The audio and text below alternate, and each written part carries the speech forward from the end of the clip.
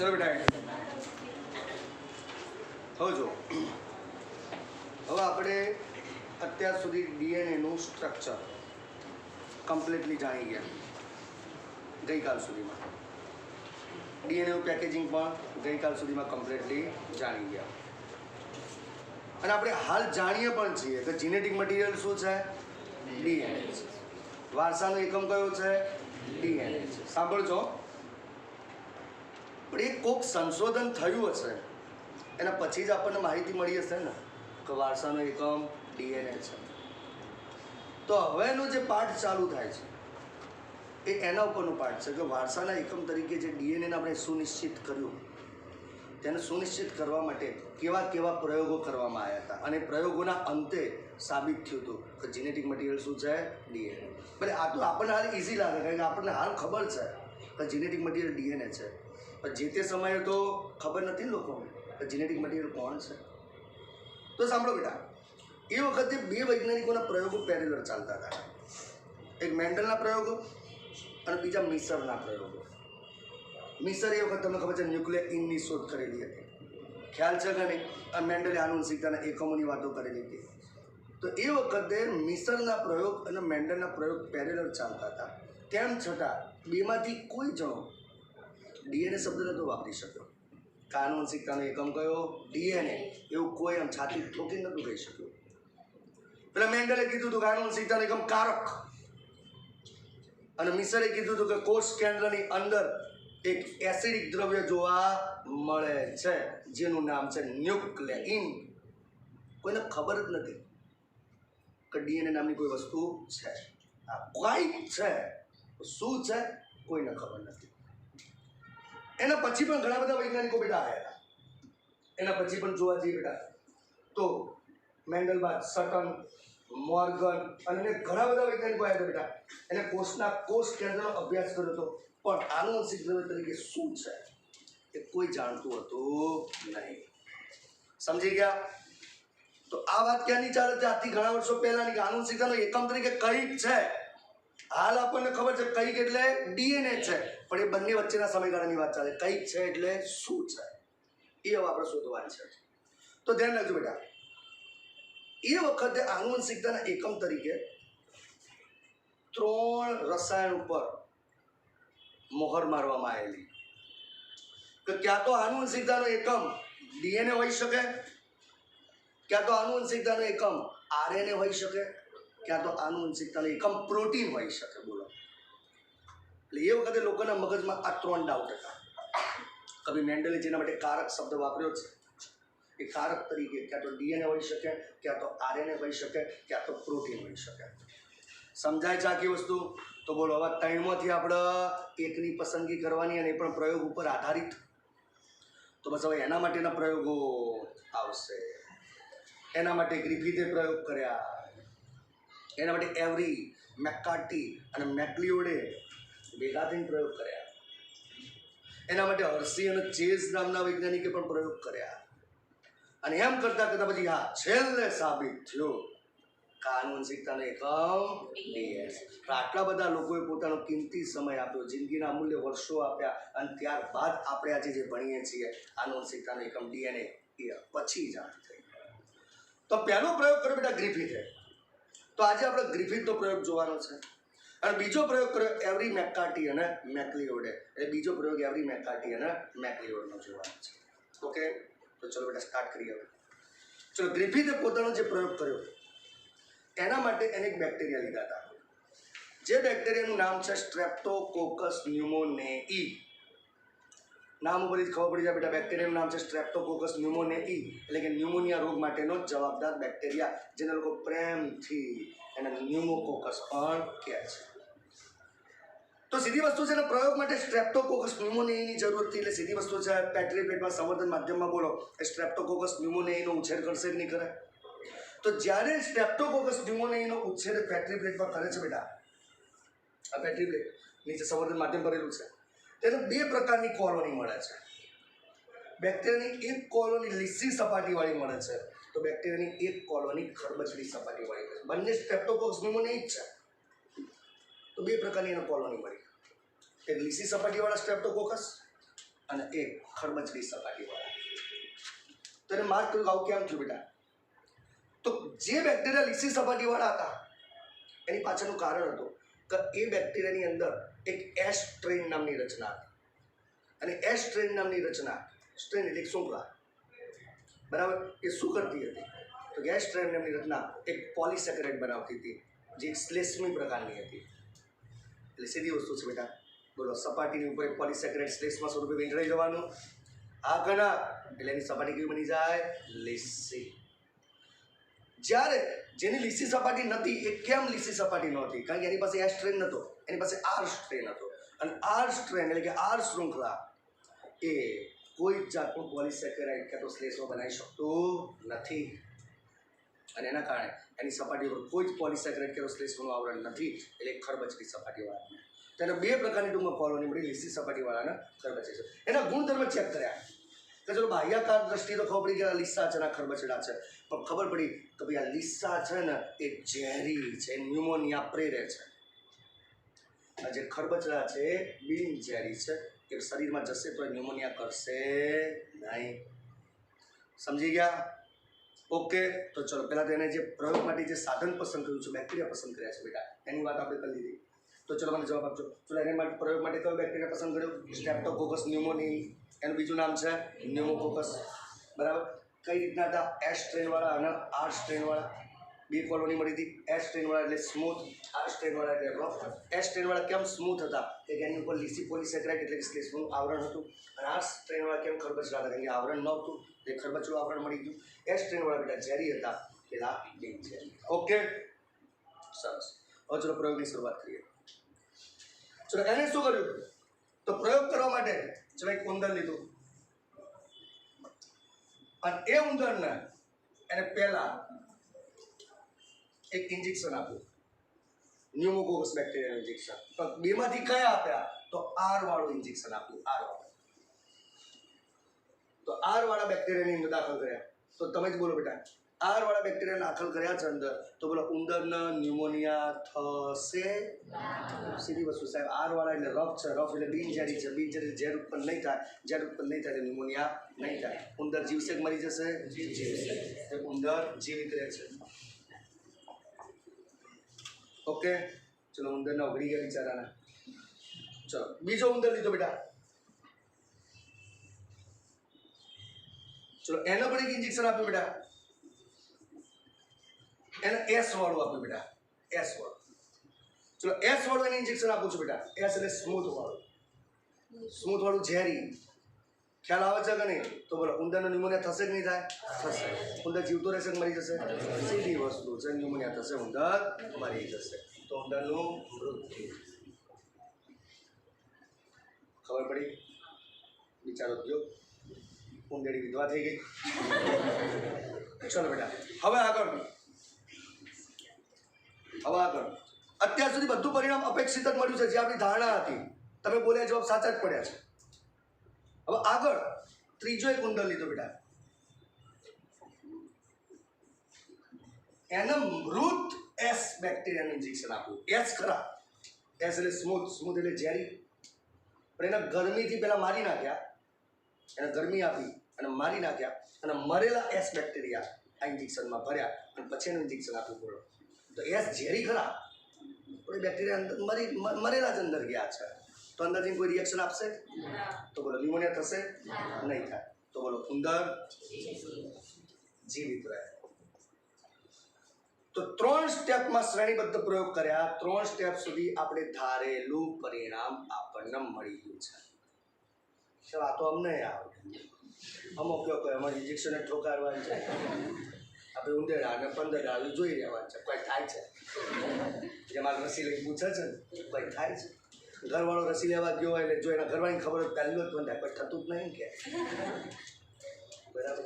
ત્યાં એટલું બધું ઝેર મારા શરીરમાં રહેલું હોય અને રસીનું ઝેર ધ્યાન રાખજો. હવે આપણી વાત ઉપર પાછા આવી બેટા. તો 3 શ્રેણીબદ્ધ પ્રયોગ કર્યા, ત્યાં સુધી અપેક્ષિત પરિણામ મળ્યું છે. કોઈ અનયુઝલી એવી કોઈ ઘટના આપણને જોવા મળી નથી. હવે ચોથો ઉંદર લીધો. ચોથા ઉંદરને એક ઇન્જેક્શન આપવામાં આવ્યું બેટા. એમાં 2 પ્રકારના બેક્ટેરિયા ભરેલા. એક ગરમીથી મારી નાખેલા મૃત એસ અને બીજા જીવિત આર. એક મરેલા એક જીવતા. તો સર ટેન્શન લેવાની જરૂર નથી. જે ઝેરી છે તો આપણે શું કર્યા છે? મારીને પછી એના અંદર નાખ્યા છે. હા, જે જીવતા નાખ્યા છે એ ચિંતા કરવા જરૂર નથી, એ પણ બિનઝેરી છે. તો આમ જોવા જઈએ બેટા તો બોલો ઉંદર, આમ જોવા જઈએ તો ઉંદર જીવતો રહેવો જોઈએ નિયમ પ્રમાણે. જો યુઝ્યુઅલી જોવા જઈએ બેટા તો જે ઝેર ઉત્પન્ન કરવાવાળો બેક્ટેરિયા અંદર ગયો છે તો મરેલો છે. આ જે જીવતો ગયો છે પણ ઝેર ઉત્પન્ન કરી શકતો નથી. તો આમ જોવા જઈએ તો ઉંદર જીવતો રહેવો જોઈએ ને. ભાગના ફસાલ હોય તો લોચાવા ગયા, ઉંદેડો મરી ગયો, બરાબર, એનું મૃત્યુ થયું. આ ચોથું પરિણામ જે તમને મળ્યું એ અપેક્ષિત નથી. દયા કુછ તો ગડબડ હે, કો પ્રોબ્લેમ છે ભાઈ. રિપીટ ને વિચાર કો પ્રોબ્લેમ છે અહીંયા, બરાબર. શું કરીશું? લાવો ઉંદેડા કહો. ગ્રિફિથે આખા ઉંદેડાનું પોસ્ટમોર્ટમ કર્યું. બાયોલોજીની ભાષામાં એના પર ડિસેક્શન કહીએ. ખ્યાલ આવે કે નહીં? અને અંદર જોયું તો ખરેખર શું થયું ખબર છે? બોલો, એને મરેલા બેક્ટેરિયા તરીકે કયા નાખ્યા હતા? એસ નાખ્યા હતા ને. અંદર મારા હારા એસ જીવતા જોવા મળ્યા. બોલો, આમ હળવળે ઓમ ઓમ ઓમ આમ ગ્રિફિથના બધી હશે જોયું ને, ગોડો બનાવ્યો ને કે ખબર પડે. ગ્રિફિથે મારો ખણવા માંડ્યો, વાળ નતા તો શક્ય કઈ તો બને યાર, શક્ય જ નથી. મેં તો જેને મારેલા નાખ્યા હતા એ મારા જીવતા થાય, આ તો પોસિબલ જ નથી. સમજો બેટા. પછી ગ્રિફિથે અભ્યાસ કર્યો એનો, તો ભાઈ મેં તો જેને મરેલા નાખ્યા હતા એ જીવતા દેખાય છે, એને અભ્યાસ કર્યો.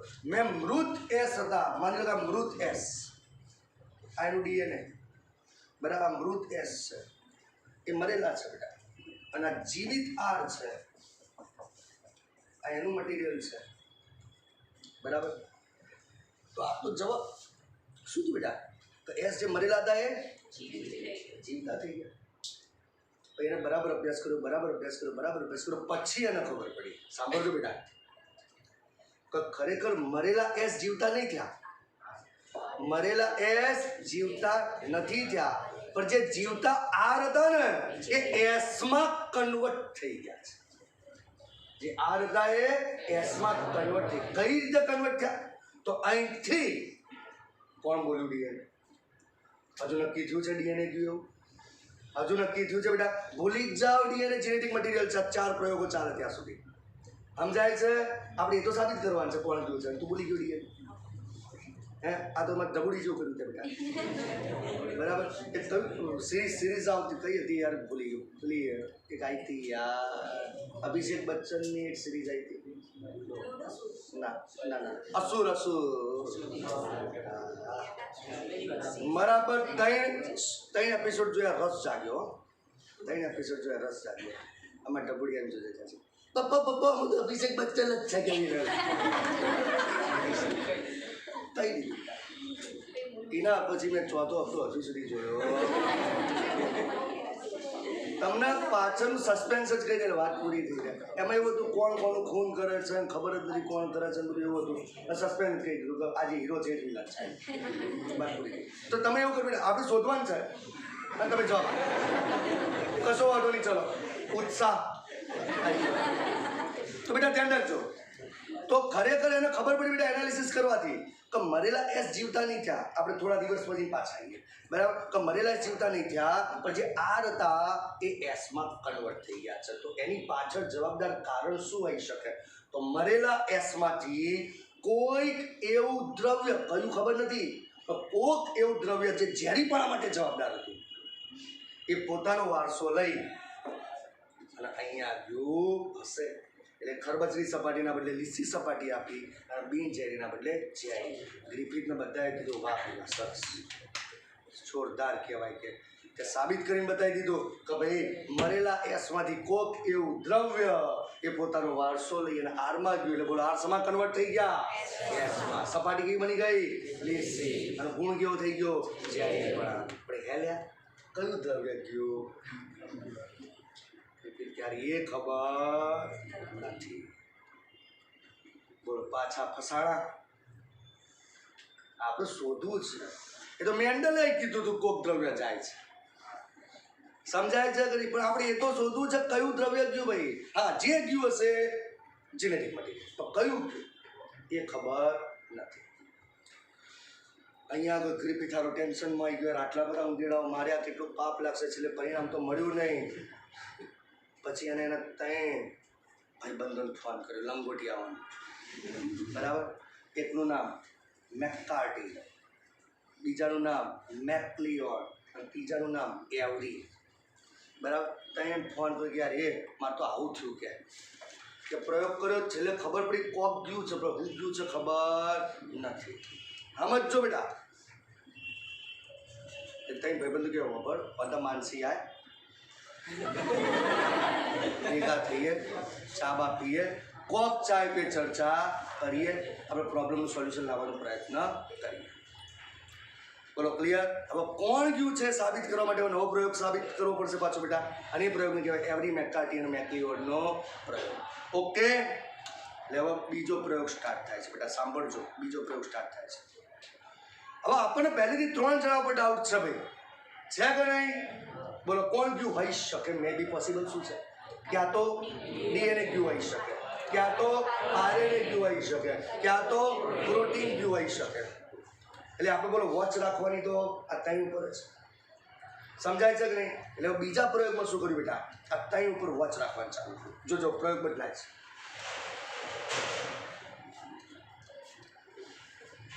આ બધું વિડીયોમાંથી સ્ક્રીનશોટ પાડી લખી દેજો બેટા. ઓકે. કાલ સુધીના બધા મૂકી દીધેલા છો વિડીયો.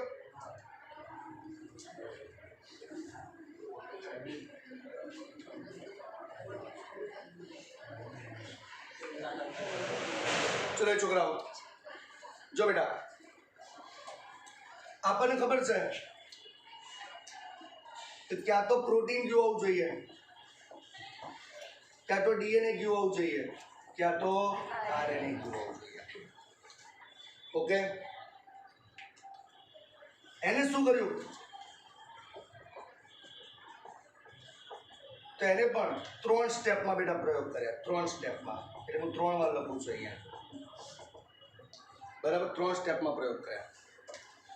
કારણ કે હવે તમને એમ થતું હોય કે સાહેબ એક કામ કરી શકાય. આપણે ડાઉટ છે ને કે ક્યાં તો પ્રોટીન ગયું હોય, ક્યાં તો ડીએનએ ગયું હોય, ક્યાં તો આરએનએ ગયું હોય. ડાઉટ છે કે નહીં? એક કામ કરો સીધું એ એસ બેક્ટેરિયામાંથી પહેલાં પ્રોટીનને કાઢો. બરાબર. આ સીધું પ્રોટીનનું જ ઇન્જેક્શન કોને આલો? ઉંદેડાને આલો. એટલે સમજાય છે કે હા તો ના? બરાબર. તો જો ઉંદેડો મરી જાય તો પ્રોટીન વારસાગત રહ્યો. બરાબર. ચલો ના મરે તો પછી આરએનએ કાઢો. આરએનએનું ઇન્જેક્શન ઉંદેડાને આલતો. જો ઉંદેડો મરી જાય તો આરએનએ વારસાગત રહ્યો. ક્યાં તો પછી ઝેરી બેક્ટેરિયામાંથી ડીએનએ કાઢો, ડીએનએનું ઇન્જેક્શન આપી દો. જો મરી જાય તો ડીએનએ. સિમ્પલ લાગે છે ને ભાઈ? એ વિચાર તો બધાની વખત આવ્યો તો આવું કરીએ. પણ એ વખતે નાનકડા બેક્ટેરિયામાંથી આ પ્રોટીનને કે ડીએનએને કે આરએનએને અલગીકૃત કરવાની ટેકનોલોજી શોધાઈ હતી નહીં. તો એને બીજો આઈડિયા વાપર્યો કે જે એસ બેક્ટેરિયા હતા, એસ એટલે ઝેરી, એમાંથી 3 દ્રવ્ય મિક્સર જોઈ આવતો અલગ કાઢ્યા. તો ચલો બેટા સાંભળજો. માની લો કે આ પ્લેટ છે, આ પ્લેટ છે. આ પ્લેટની અંદર માની લો કે આ 3 દ્રવ્યો શું કર્યા? એને અલગ કાઢી દીધા એસમાંથી. જેમાં પ્રોટીન પણ હશે, ડીએનએ પણ હશે અને આરએનએ પણ હશે. બેટા ક્લિયર થાય છે? આમ પછી એને શું કર્યું ખબર છે? 2 ઉત્સેચક નાખ્યા એના ઉપર. કેટલા ઉત્સેચક? 2. પહેલો ઉત્સેચક નાખ્યો ડીએનએઝ. પેલો કયો નાખ્યો બેટા? ડીએનએઝ. ખ્યાલ આવે છે? બરાબર. અને બીજો ઉત્સેચક નાખ્યો આરએનએઝ. બોલો બેટા આ બંને ઉત્સેચકો શું કામ કરે? ડીએનએઝ એ ડીએનએ નું પાચન કરી દે. ભેગું મટીરિયલ હતું, અલગ કરવાની વ્યવસ્થા હતી નહીં, એટલે એને બુદ્ધિ વાપરી. ખબર પડે છે કે નહીં કે ડીએનએ જ નાખ્યું એટલે આમાં જે ડીએનએ છે એ પચી ગયું, પછી આરએનએ જ નાખ્યું બેટા, ખબર પડે છે કે નહીં, એટલે જેની અંદર આરએનએ હશે એ પણ પચી ગયું, તો જે વધ્યું એ પ્રોટીન. સમજ્યા કે નહીં? હવે ઇન્જેક્શન ઠોકારો, ઇન્જેક્શન ઠોકારો, શું થશે બોલો? ઉંદર જીવતો રહે છે. તો બોલો ઉંદર જીવિત રહ્યો તો એસમાંથી મળેલા 3 મટીરિયલમાંથી 2 મટીરિયલ ઉત્સેચક દ્વારા આપણે પચાવી દીધું બેટા, ડીએનએ અને આરએનએ. ડીએનએ પચાવવા ડીએનએ જ વાપર્યું, આરએનએ પચાવવા માટે આરએનએ જ વાપર્યું. ખબર પડે છે? તો હવે વધ્યું શું બેટા? એકલું પ્રોટીન. તો ઇન્જેક્શન આપી છે ખરેખર પ્રોટીનનું જ ગુણ કહેવાય ને, તો ઉંદર મર્યો નહીં. તો બોલો જ્યારે પણ આનો ગુણ લઈ ગયો નહીં, એનો મતલબ ગુણ લઈ ના ગયો એટલે તું આનુવંશિક દ્રવ્ય નથી. સમજી ગયા બેટા? ચલો હવે એ જ રીતે બીજામાં શું કર્યું બેટા?